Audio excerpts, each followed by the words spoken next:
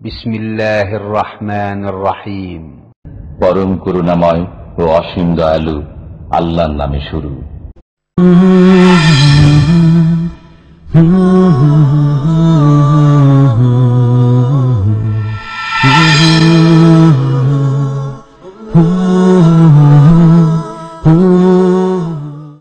ومن أحسن قولا ممن دعا إلى الله وعمل صالحا وقال إنني من المسلمين.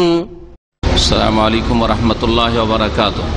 إن الحمد لله نحمده ونستعينه ونستغفره ونعوذ بالله من شرور أنفسنا ومن سيئات أعمالنا.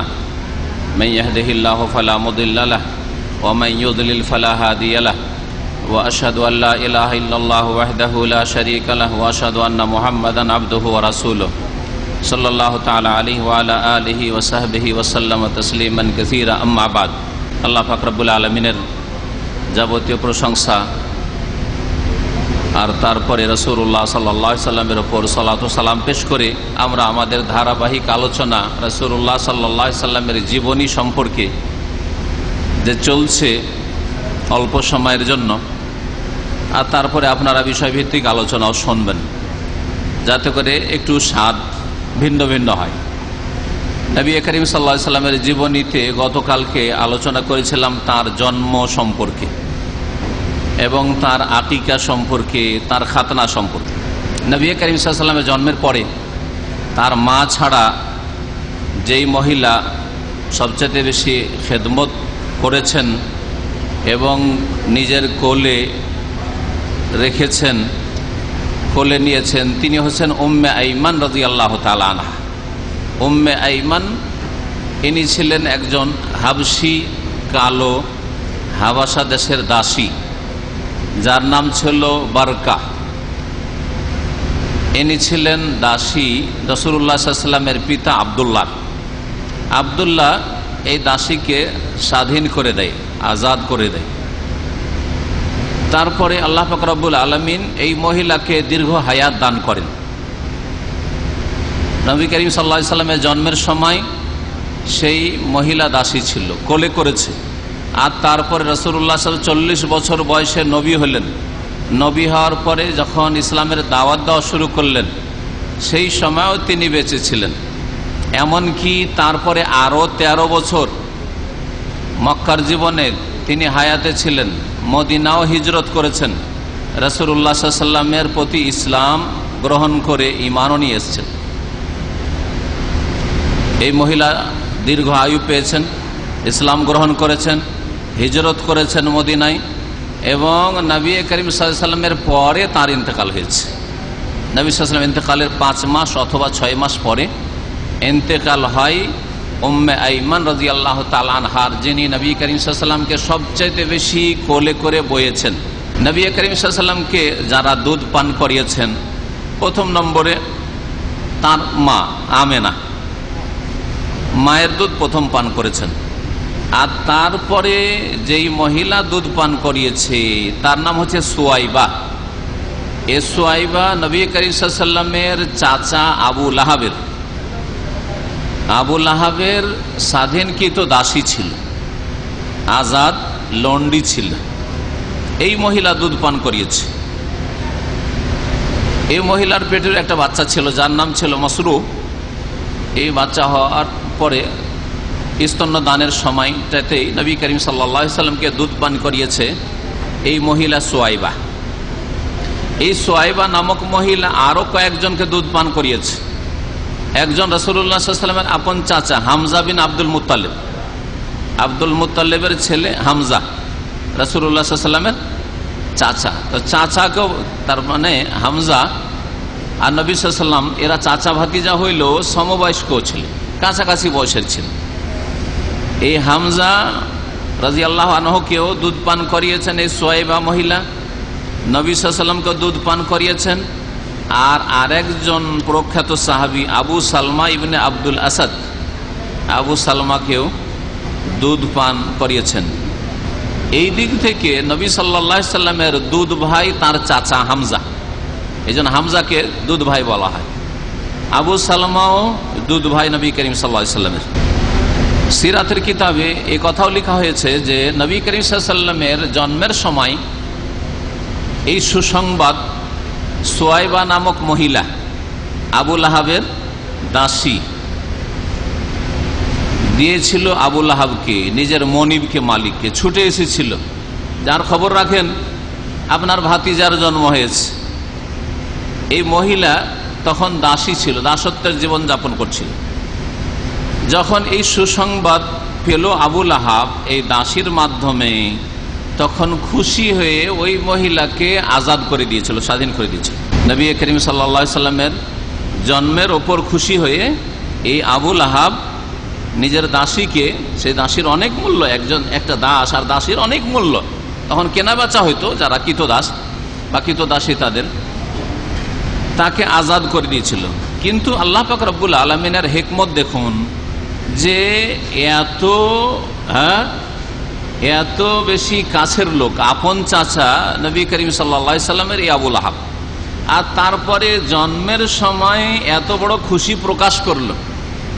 আর সেই চাচাই যখন নবী সাল্লাল্লাহু আলাইহি সাল্লাম নবী হলেন, নবুয়াত পেলেন 40 বছর বয়সে, আর ইসলামের দাওয়াত দেওয়া শুরু করলেন, সাফার ওপর দাঁড়ালেন, আর দাঁড়িয়ে নিজের গোত্রকে, একটা গোত্রকে, বংশকে, এক বংশে যে বিভিন্ন গোত্র শাখা প্রশাখা রয়েছে, নাম ধরে ধরে আম্মা ওয়া খাসা, সহিহ বুখারীতে হাদিস রয়েছে, আম ভাবেও ডাকলেন, ইয়া কুরাইশ, হে কুরাইশ, খাস ভাবে ডাকলেন, হে অমুক গোত্রের লোকেরা, হে অমুক গোত্রের লোকেরা, হে অমুক গোত্রের লোকেরা। এমনকি নাম ধরে ধরেও বেশ কিছু লোক ডাকলেন, ইয়া সাফিয়া বিনতে আব্দুল মুত্তালিব, হে আব্দুল মুত্তালিবের বেটি সাফিয়া, আমার ফুফু, ইয়া ফাতেমা ইত্যাদি নাম ধরে ধরে ডাকলেন। নিজের বাপ চাচা বংশধরের নাম ধরেও ডাকলেন, আম ভাবেও ডাকলেন, বিভিন্ন গোত্রের নাম ধরেও ডাকলেন। যখন ডাকলেন নবী সাল্লাল্লাহু আলাইহি ওয়াসাল্লাম সাফা পাহাড়ের উপর চড়ে, তখন সবাই জমা হয়েছিল, ছুটে এসেছিল। কারণ নবী করিম সাল্লাল্লাহু আলাইহি ওয়াসাল্লামকে সারা জীবন সত্যবাদী দেখেছে, সাদিক আল আমিন, কখনো একটি মিথ্যা কথা রসিকতা করে মজাক করেও বলেনি যে কাউকে একটু নিয়ে রসিকতা করবো সেই জন্য মিথ্যা কথা বলছি। যেমন মিথ্যার ছলে অনেকে বলে দিয়ে হাসাহাসি করে মানুষকে নিয়ে আজকাল, এইরকম কখনো করেননি। আর এত ইমানদার আর বিশ্বস্ত ছিলেন যে সকলে দূর দূর থেকে এসে টাকা পয়সা আমানত, স্বর্ণ চাঁদি জমা রাখতো রাসূলুল্লাহ সাল্লাল্লাহু আলাইহি ওয়াসাল্লামের কাছে। নবী সাল্লাল্লাহু আলাইহি ওয়াসাল্লাম ডাক দিয়েছেন, সবাই ছুটে এসছে, আবু লাহাব ছুটে এসছে। কি বলছে ভাতিজা শুনি। নবী করিম সাল্লাল্লাহু আলাইহি ওয়াসাল্লাম যখন বললেন যে দেখো, তোমাদেরকে যদি বলি যে পাহাড়ের আড় থেকে দুশমন আসছে মক্কার ওপর হামলা করার জন্য, তোমাদের বাড়ির ওপর, তোমাদের পরিবার পরিজনের ওপর, ছেলে মেয়ে, তোমাদের নারীদের ওপর হামলা করার জন্য আসছে একটি অশ্বারোহী দল, দুশমন আসছে তোমাদের উপর আক্রমণ করার জন্য, আকুনতুম মুসাদ্দিকিয়া, আমাকে বিশ্বাস করবে না করবে না বলো। তখন সকলে এক বাক্যে বলেছিল, অবশ্যই বিশ্বাস করব, অবশ্যই বিশ্বাস করবো মুহাম্মদ, তোমাকে বিশ্বাস করবো না তো কাকে বিশ্বাস করবো। আল্লাহি, আল্লাহর কসম করে বলছি, মা জাররাবনা আলাইকা ইল্লা সিদকান, সারা জীবন ধরে কখনো তোমার সম্পর্কে কোনো সত্য কথা ছাড়া একটি মিথ্যা কথাও তোমার থেকে শুনিনি। যে তুমি কখনো মিথ্যা কথা বলেছো আমাদের সামনে অথবা কারো সামনে বলেছো, আমাদের কাছে নকল করা হয়েছে, এমনও কখনো হয়নি। সারা জীবন তো তুমি সত্যবাদী, তোমার কথা বিশ্বাস করবো না তো কার কথা বিশ্বাস করবো। তখন নবী করিম সাল্লাল্লাহু আলাইহি ওয়াসাল্লাম ইসলামের দাওয়াত দিয়ে, ফাইন্নী নাযীরুন লাকুম বাইনা ইয়াদাই আযাবিন শাদীদ, কঠোর আযাব, মহাশাস্তি আল্লাহর রয়েছে, এই আল্লাহর আযাব থেকে তোমাদেরকে সতর্ক সাবধান করছি। যখন আমার এই কথা বিশ্বাস করছো যে মানুষ দুশমন তোমাদের হামলা করতে আসছে, তখন আমার কথা বিশ্বাস করো যে আল্লাহর আযাব, কবরের জীবনের আযাব, মওতের পরের আযাব, জাহান্নামের আযাব তোমাদের ইন্তজারে রয়েছে, প্রতীক্ষায় রয়েছে। আল্লাহকে ভয় করো, শিরিক ছেড়ে দাও, এক আল্লাহর ইবাদতবন্দি করো, এসব মূর্তি পূজা, প্রতিমা পূজা, পুতুল পূজা করিও না। আমি তোমাদের জন্য নবী হয়ে এসেছি, ফাইন্নী নাযীরুন লাকুম, তোমাদের জন্য আমি নাযীর, সতর্ককারী হয়ে এসেছি, বাইনা ইয়াদাই আযাবিন শাদীদ, কঠোর আযাবের পূর্বে, আল্লাহর আযাব আসার আগে সতর্ক করার জন্য। যদি না মানো তাহলে দুনিয়ারও আযাব রয়েছে আর আখিরাতের আযাব রয়েছে। এখন এই কথা বিশ্বাস করবে কি করবে না? সুবহানাল্লাহ। এই আবুল আহাবের কথা বলতে গিয়ে বললাম এই ঘটনা, এই আবুল আহাব, অথচ নবী সাল্লাল্লাহু আলাইহি ওয়াসাল্লামের নবুয়তের পরের ঘটনা সেটা। আবুল আহাব, যেই আবুল আহাব এত আনন্দিত হয়েছিল নবীর জন্মে, যে ভাতিজা জন্মেছে, বাপ নাই আমরাই বাপ, সেই আবুল আহাব এত কট্টর দুশ্মন হইল যে এই দুশ্মন বলেছিল মুহাম্মদ রাসূলুল্লাহ সাল্লাল্লাহু আলাইহি ওয়াসাল্লামকে, তাব্বান লাকা সাইরাল ইয়াউম, তোমার আজকের দিন ধ্বংস হোক, সর্বনাশ হোক, আলে হাজা জামাতানা, এই জন্য আমাদেরকে ডেকেছো, এই জন্য আমাদেরকে এখানে একত্রিত করেছো হইচই করে।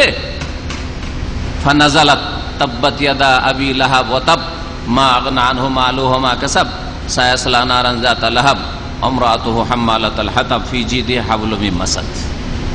যেমনই এই কথা বলে, তাব্বান লাকা, হে মুহাম্মদ তোমার সর্বনাশ হোক, তুমি ধ্বংস হও। আরে চামারের দোয়াতে কি আর গরু মরে? চামারের দই গরু মরলে তো আমাদের দেশে কোনো গরুই থাকতো না, কারণ চামার তো ফিরি ফিরি চামড়া পায়, কিনতেও হয় না যদি গরু মারা যায়। তো এই আবুল আহাব চামারের দোয়া তার কিছু হয়, আল্লাহ সাথে সাথে আয়াত নাজেল করে দিলেন, তাব্বাত ইয়াদা আবিল আহাব, আবুল আহাবের দুই হাত ধ্বংস হোক। আর মানুষ দুই হাত দিয়ে ইশারা করে কথা বলে, দুই হাত ধ্বংস, ওয়া তাব্বা, আর সে নিজেও ধ্বংস হোক, তার হাতও ধ্বংস হোক আর সেও ধ্বংস হোক। এমনকি তার বিবি আমরাতু, তার বিবিও, কারণ তার বিবিও খুব কষ্ট দিত। এই চাচি বড়ই জালেমা ছিল, বড়ই কষ্ট দিত রাসূলুল্লাহ সাল্লাল্লাহু আলাইহি ওয়াসাল্লাম, মানসিক আর শারীরিক সব রকমের কষ্ট দিত এই আবুল আহাবের স্ত্রী। এই চাচা চাচি কট্টর দুশ্মন। আমি গত দুই একদিন আগে চাচাদের সম্পর্কে বলতে গিয়ে দুই চাচার কথা বলেছিলাম, ইসলাম কবুল করেছিলেন। দুই চাচার নাম কে বলতে পারেন? আব্বাস মুসলমান হয়েছেন, আর কে? হামজা রাদিয়াল্লাহু আনহু। আর দুইজন চাচা ইসলাম গ্রহণ করেনি, আবু তালেব ইসলাম গ্রহণ করে নাই, আর আবুল আহাব ইসলাম গ্রহণ করেনি। দুইজনই কাফের, কিন্তু দুই কাফের আবার আসমান জমিনের পার্থক্য।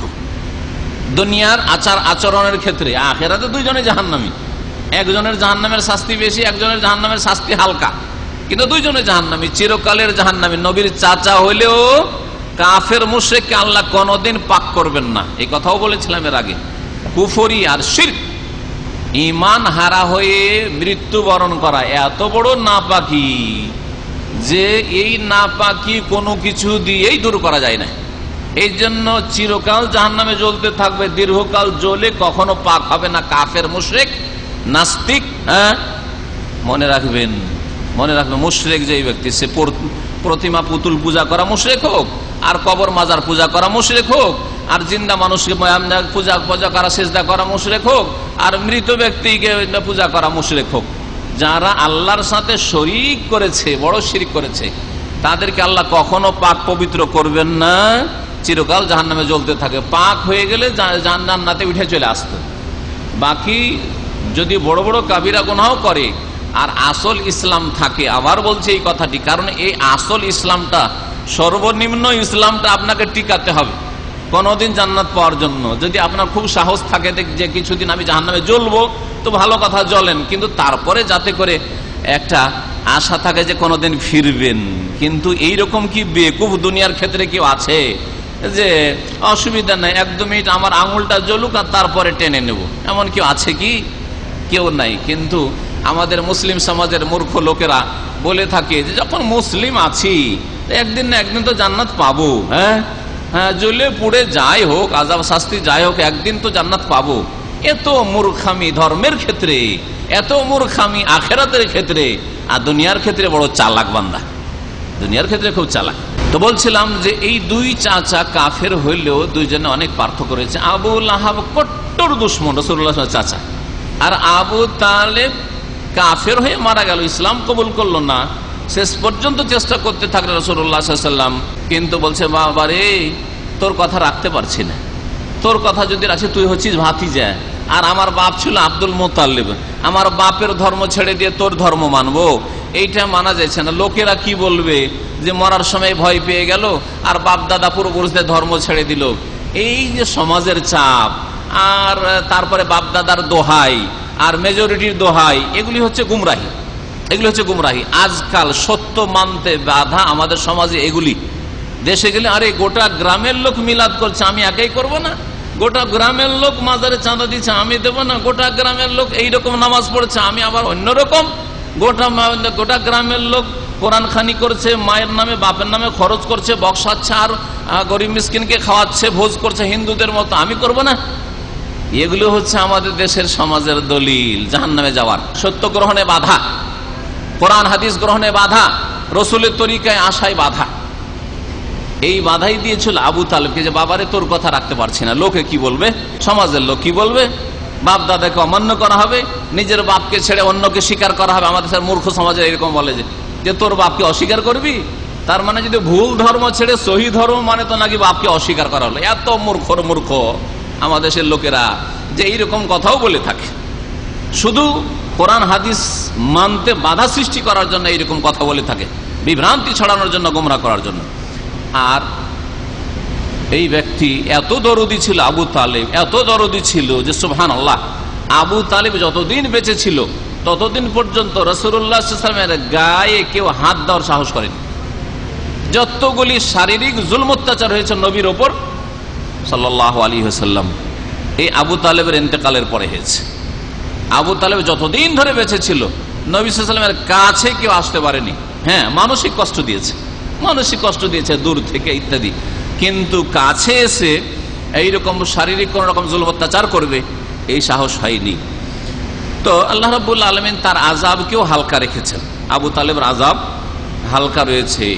পায়ে একটা জাহান্নামের আগুনের খড়ম দেওয়া হবে, স্যান্ডেল, খড়ম বুঝেন? হ্যাঁ, খড়ম।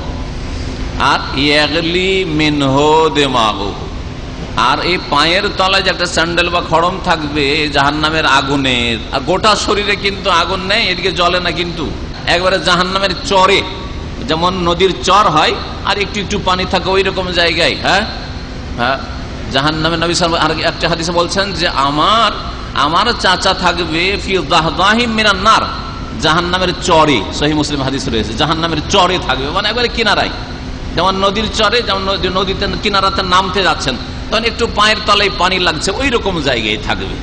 লাউলা আনা, যদি আমি না হইতাম মানে আমার সাথে তার সদাচরণ না হইতো, সদ্ব্যবহার না হইতো, যার ফলে আমি হয়েছি তার জন্য আযাব হালকা করার ওসিলা, আযাব শেষ করার ওসিলা নয়। কারণ কাফের মুশরিকের আযাবকে শেষ করা যায় না, আল্লাহ তাকে উঠিয়ে কখনো জান্নাতে দেবেন না। নবীরও শাফাত ওই ক্ষেত্রে, নবীর শাফাত কতটুকু হবে? আযাব হালকা করার ক্ষেত্রে হবে, আযাব হালকা করার ক্ষেত্রে হবে। আমি যদি না হইতাম তো লাকানা ফিদ দারকিল আসফালে মিনান নার, তাহলে সে একবারে জাহান্নামের নিম্ন স্তরে থাকতো, তার ভাই আবুল আহাবের সাথে থাকতো। দুশ্মন কখনো দোস্ত হয়ে যায়, আর দোস্ত কখনো দুশ্মন হয়ে যায়।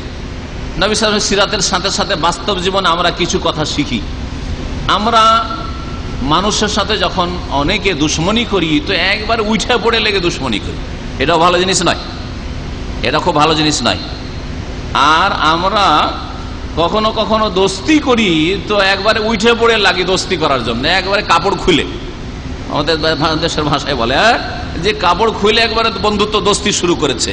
আর হঠাৎ করে শত্রুতা হয়ে গেলে তখন আর বরদাস্ত করতে পারে না, কারণ দোস্তের পক্ষ থেকে জ্বালা যন্ত্রণা। এই জন্য নবী করিম সাল্লাল্লাহু আলাইহি ওয়াসাল্লামের একটি তিরমিজিতে হাদিস রয়েছে যে দোস্তিও অত গাঢ় করিও না, আর দুশ্মনী অত একবার শক্ত করিও না। আহাবিব হাবিবাকা হাউনাম্মা আসা আন ইয়াকুনা বাগীযাকা ইয়াওমাম্মা ওয়া আবগিদ বাগীযাকা হাউনাম্মা আসা আন ইয়াকুনা হাবিবাকা ইয়াওমাম্মা। নবী করিম সাল্লাল্লাহু আলাইহি ওয়াসাল্লাম বলছেন, হাদিসটিকে হাসান বা সহিহ বলা হয়েছে, যে তোমার হাবিবকে, তুমি যাকে ভালোবাসো, তোমার দোস্তকে, হাউনাম্মা, আহবে হাবিবাকা, তাকে ভালোবাসো, হাউনাম্মা মানে মধ্যম ভালোবাসা, মধ্যম রকমের ভালোবাসো। আশা ইয়াকুনা বাগীযাকা ইয়াওমাম্মা, হতে পারে যে একদিন সেই ব্যক্তি তোমার শত্রুতে পরিণত হবে, তখন তোমার খুব কষ্ট লাগবে যে হায় রে, ওকে ছেড়ে একটা প্লেট ভাতও খেতে পারিনি, একটা কোনো অনুষ্ঠানও করতে পারিনি, আর কত কি, আর তো বুঝতে পারছেন। আর যদি তাও যদি আবার দুনিয়ার স্বার্থের যেগুলি ভালোবাসা বা অবৈধ ভালোবাসা, সেগুলি তো বলতেই হবে না। পার্টির ভালোবাসা, পয়সার ভালোবাসা, প্রেম ভালোবাসা, হারাম ভালোবাসা, নাজায়েজ ভালোবাসা বলতে হবে না। নাজায়েজ প্রেমের ভালোবাসা, হারাম ভালোবাসা, আর ছেলের যুবকের যুবতীর সাথে, যুবতীর যুবকের সাথে, এগুলি তো হারাম, এগুলি হারাম, এগুলি হচ্ছে লুচ্চামি, এগুলি হচ্ছে জিনা, এতে কোনো সন্দেহ না। বাকি কথা হলো যে যেগুলি বৈধ ভালোবাসা, সেই ভালোবাসার ক্ষেত্রেও আপনার রুমমেট, আপনার প্রতিবেশী, আপনার স্কুল কলেজের বন্ধু ইত্যাদি, বা একজন মহিলা আর একজন মহিলা বান্ধবী, ভালোবাসার ক্ষেত্রে মধ্যম পন্থা অবলম্বন করতে বলেছেন নবী করিম সাল্লাল্লাহু আলাইহি ওয়াসাল্লাম। আসা ইয়াকুনা বাগীযাকা ইয়াওমাম্মা, হতে পারে যে এমন একটা দিন আসবে যেদিন তোমার দুশমন হয়ে যাবে, তখন খুব কষ্ট লাগবে। ও আবগিদ বাগীযাকা, তোমার যে দুশমন, শত্রু যাকে মনে করছো তাকেও দুশ্মন মনে করো, বা তার সাথে যদি তোমার দুশ্মনী শত্রুতা থাকে, হাওনাম্মা, হালকা শত্রুতা রাখো।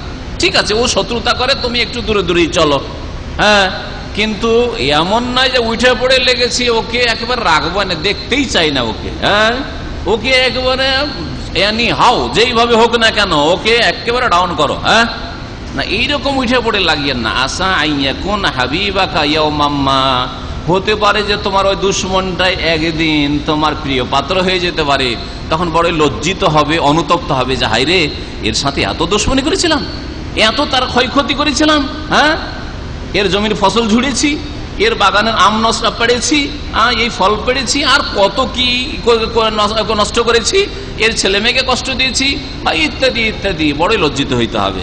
এই জন্য ইসলাম হচ্ছে মধ্যম পন্থা। ইসলাম যে মধ্যম পন্থা, উম্মাতা ওয়াসাতা আল্লাহ বলেছেন, এই উম্মতকে মধ্যমপন্থী উম্মত বলেছেন। এর বহু দিক রয়েছে, তার একটা দিক এটা, মানুষের সাথে আদান প্রদানের ক্ষেত্রে, চলাফেরার ক্ষেত্রে। আজকাল এখানে অনেকেই আছেন ব্যাচেলাররাও, যখন যার সাথে খাতির শুরু হয়ে যায় তো তখন আরে ঘন ঘন পার্টি খাওয়া হয়, খেতে হবে নয় খাওয়াইতে হবে, খেতে হবে নয় খাওয়াইতে হবে, এইরকমই ফ্যামিলিওয়ালারাও এরকম করে। আরে বাপরে বাপ, একে ছাড়া যাও, প্রতি বৃহস্পতিবারে হয় আমার বাসায় নয় আপনার বাসায়, হয় আমার বাসায় নয় আপনার বাসায়, এই খাওয়া দাওয়ার ধরম বহরম খুব শুরু করলে, আর করার পরে একদিন হঠাৎ করে মনোমালিন্য হয়ে গেল, এমন মনোমালিন্য হয়ে গেল যে শুরু করে দিলে এখন দুশ্মনী দুশ্মনী, আর কথাই বলে না, হারাম কাজ করা শুরু করে, এখন সালামই দেয় না দেখা হইলে।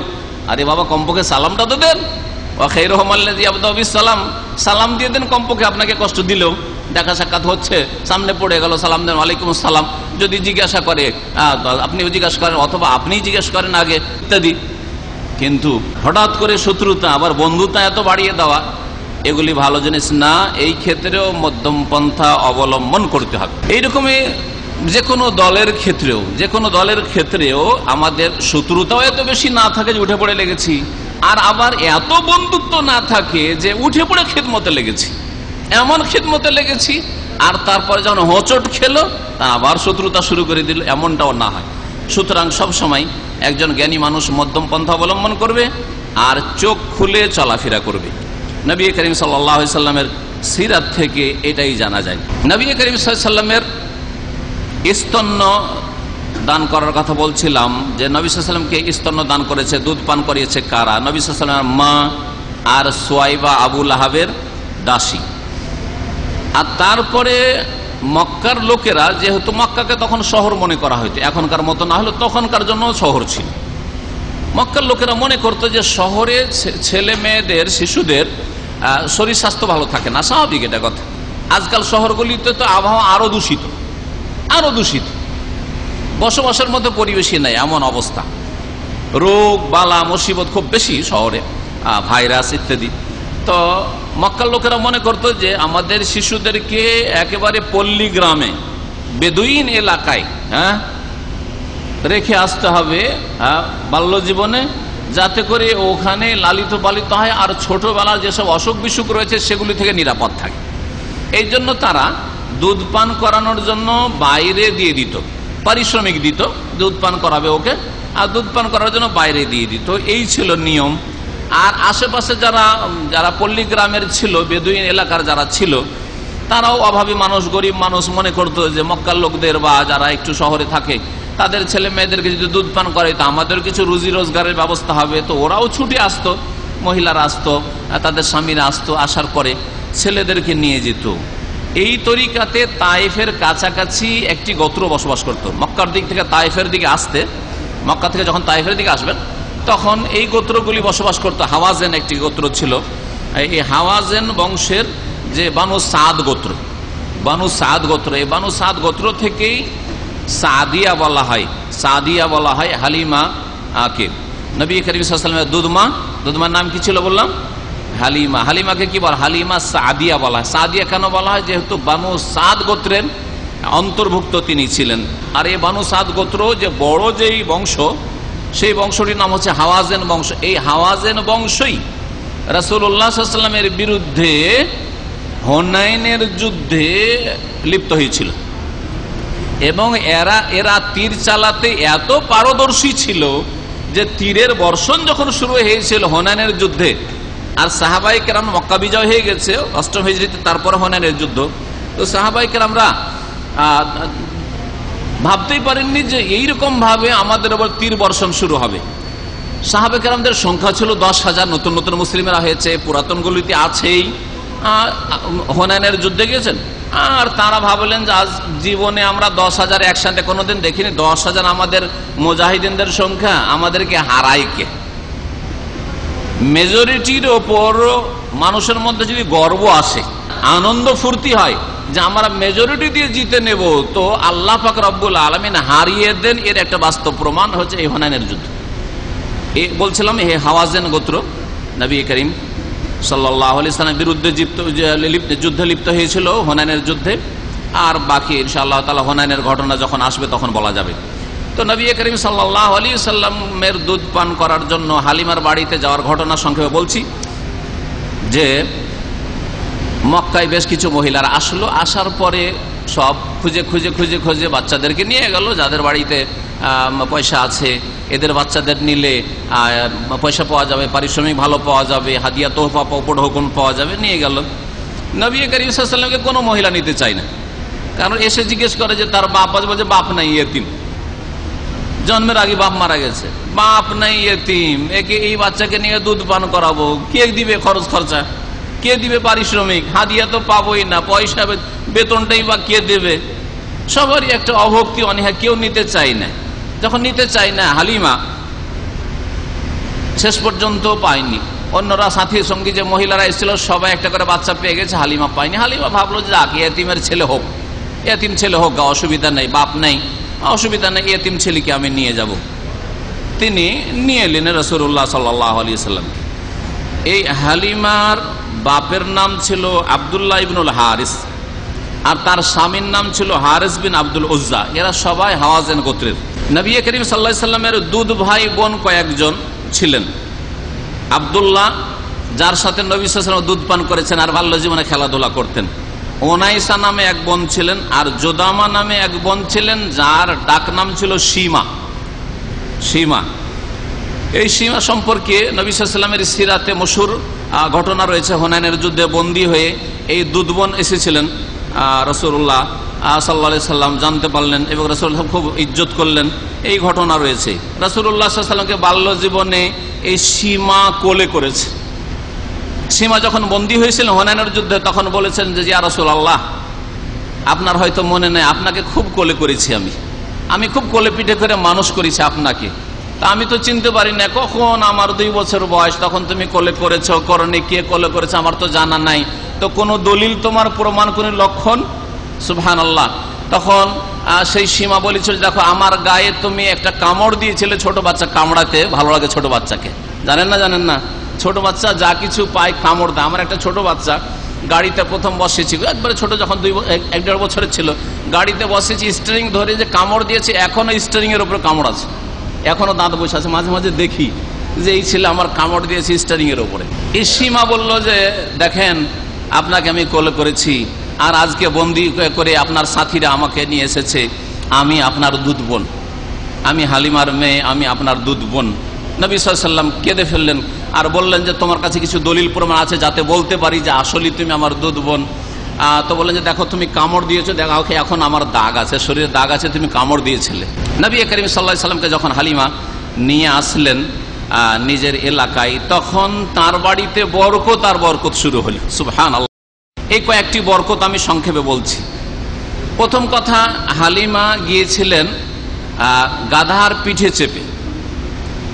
সেই গাধাটি বা গাধীটি ছিল একেবারে দুর্বল, চলতে পারছিল না। যখন নবী করিম সাল্লাল্লাহু আলাইহি ওয়াসাল্লামকে নিয়ে ফিরলেন, তখন আরো যে সঙ্গী মহিলারা ছিল ওদের বাহনগুলি সব পিছনে থেকে গেল, ওরা পিছনে পড়ে থেকে গেল, আর এত দ্রুত ছুটতে শুরু করলো ওই গাধাটি যে আগে আগেই হালিমা বাড়ি পৌঁছে গেলেন। বাড়িতে একটি স্ত্রী ছিল, কিন্তু এত দুর্ভিক্ষের সময়, এত অনাবৃষ্টির সময় খাদ্য পানি নেই, উটের দুধ হইতো না, মোটেই দুধ হইতো না। ছোট্ট একটা শিশু ছিল, রাত দিন কান্নাকাটি করতো, চিৎকার করতো, খিদার তাড়নায়, আর নিজেও ঘুমাইতো না, আর বাপ মাকে, হালিমাকে আর হালিমার স্বামীকে, বাপ মা দুইজনকে শুইতে দিত না, ঘুমাইতে দিত না। এই ছিল অবস্থা। নবী করিম সাল্লাল্লাহু আলাইহি ওয়াসাল্লামকে নিয়ে হালিমা যখন আসলেন নিজের বাড়িতে, আর নিয়ে আসার পরে কোলে যখন রাখলেন, কোলে রাখতেই আর একটু স্তনের দিকে নিয়ে আসতেই দুধ টানা শুরু করলেন। মাশাআল্লাহ, যেমন দুধ টানা শুরু করলেন, একবারে এমন দুধ নামতে শুরু হলো যে রাসূলুল্লাহ সাল্লাল্লাহু আলাইহি সাল্লাম পরিতৃপ্ত হয়ে গেলেন দুধ পান করে, পেট ভর্তি। আর তারপরে আরো দুধ বহে আসছে। তখন যেই ছেলেটি ছটপট করতো, রাত দিন কান্নাকাটি করতো, হালিমার সেই ছেলেটিকে, ছোট্ট ছেলেটি, ওকেও দুধ পান করাইতে লাগলেন হালিমা। এমনকি তারও পেট ভরে গেল। আর সারা রাত ধরে রাসূলুল্লাহ সাল্লাল্লাহু আলাইহি সাল্লাম আর এই ছেলেটি, যা তার দুধ ভাই, সারা রাত আরামে ঘুমালো, একবারও আর কান্নাকাটি নেই। এই ছিল একটি বরকত।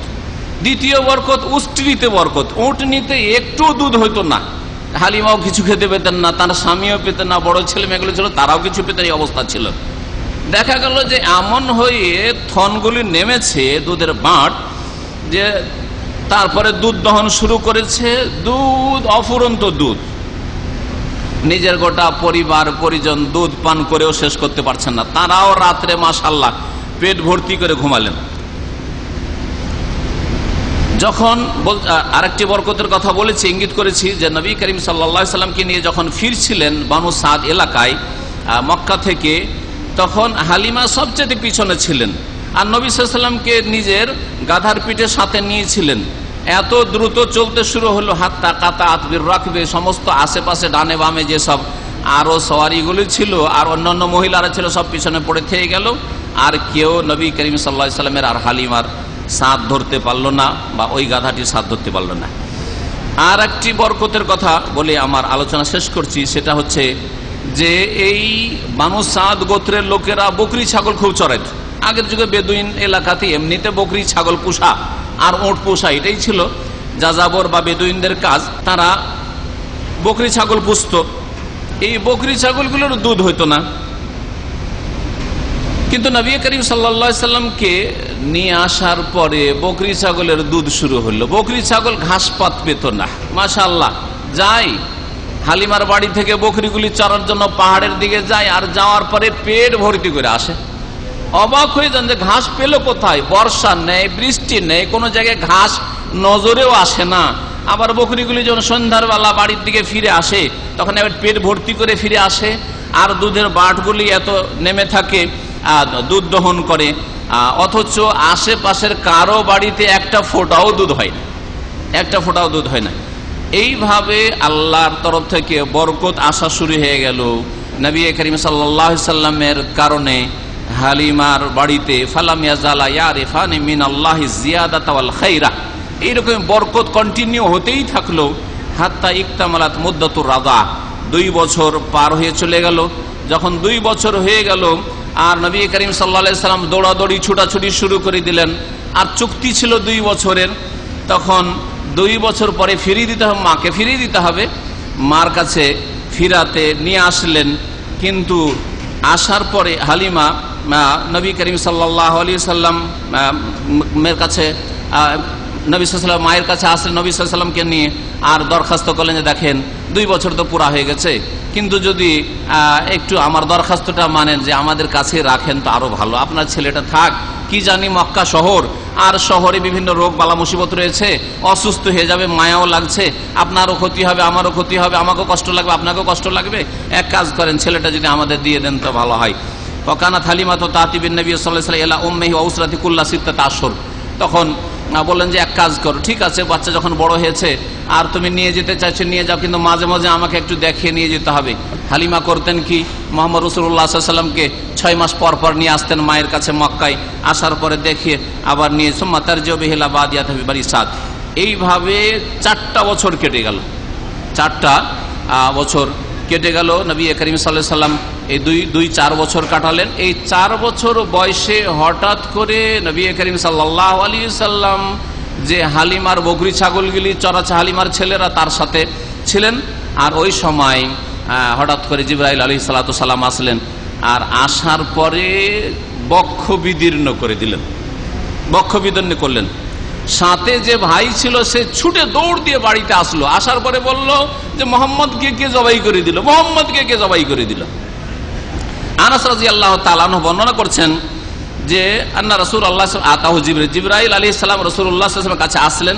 ওয়াহয়াল আবু মাল গিনওয়ান, ছোট ছোট বাচ্চাদের সাথে, বাচ্চারা যেমন খেলে, 4 বছর বয়সের বাচ্চা খেলাধুলা করছিলেন। ফা আখাযাহু ফাসারাহু, আর ধরে আছাড় ফেলে দিয়ে শুইয়ে দিলেন, আর শুইয়ে দিয়ে ফাশাক্কান কালবিহি, বক্ষ বিদীর্ণ করে দিয়ে সিনা চিরে দিলেন। ফাস্তাখরাজাল কালবা, তারপরে হাড়টাকে বের করলেন, হাড় যেটা হৃদয়, এই হাড়কে বের করলেন। আর বের করার পরে ওখান থেকে একটা গোশতের পিণ্ড বা জমাট বাঁধা রক্ত, আলাকা জমাট বাঁধা রক্ত বের করে দিলেন।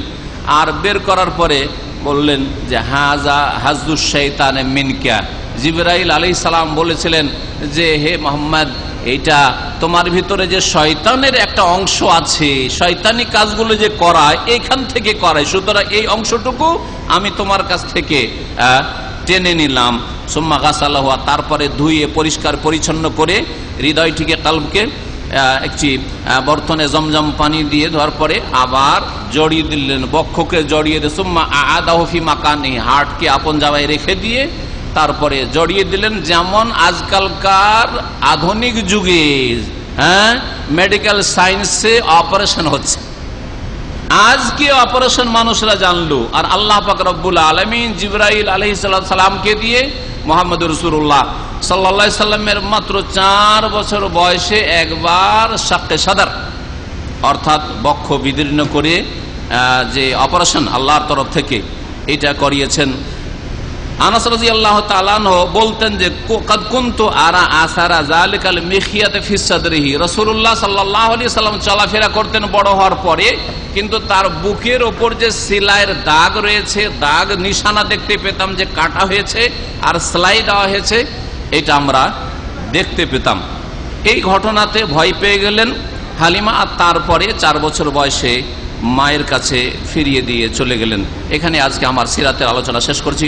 আল্লাহ পাক রব্বুল আলামিন যেন আমাদেরকে নবী করিম সাল্লাল্লাহু আলাইহি ওয়াসাল্লাম সম্পর্কে জানার তৌফিক দান করেন, সহি কথা জানার তৌফিক দান করেন এবং সহি কথার প্রতি আমল করার তৌফিক দান করেন। নবী করিম সাল্লাল্লাহু আলাইহি ওয়াসাল্লামের অনুসরণে যেন আল্লাহ পাক রব্বুল আলামিন তৌফিক দান করেন, সত্যিকার ভালোবাসা প্রদর্শনে আল্লাহ পাক যেন তৌফিক দান করেন। সুবহান রাব্বিকা রাব্বিল ইজ্জাতি আম্মা ইয়াসিফুন ওয়া সালামুন আলাল মুরসালিন ওয়া আলহামদুলিল্লাহি রাব্বিল আলামিন।